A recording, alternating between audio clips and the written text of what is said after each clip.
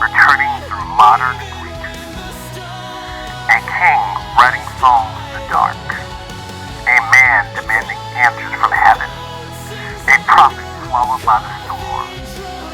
A ruler drowning in wisdom. David, Job, Jonah, Solomon. Their words survived centuries, but the emotion inside them was never finished. What if Scripture could feel everything? The doubt, the anger, the loneliness, the weight of believing when the sky is silent. What if the Bible sounded like heartbreak? Something has been forming in the dark. The signal has an origin, dead glow. Independent signal entity. Not built for stages, not built for crowds.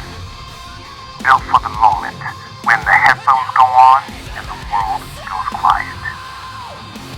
This is not worship music. This is emotional scripture. Where prophets panic, where kings collapse, where states wrestle with silence, and where even death has something to say. The new album, The Grief Gospel. A record of doubt. A record of prayer. A record of grief that refuses to stay buried. The voices return one by one.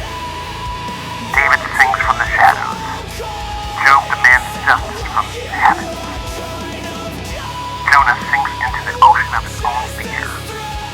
Solomon watches the world and whispers, everything fades.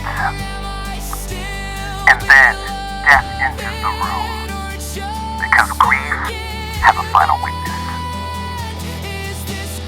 The transmission arrives April 3rd, 4 p.m. Eastern Standard Time. The signal opens. Pre-save now. Prepare your headphones, because this music was never meant to live on stage.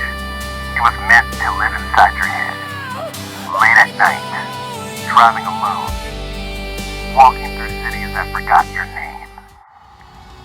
Every track is a confession. Every voice is a fracture. Every song asks the same question. What do you do when faith and emotion collide? The grief gospel doesn't answer. It feels.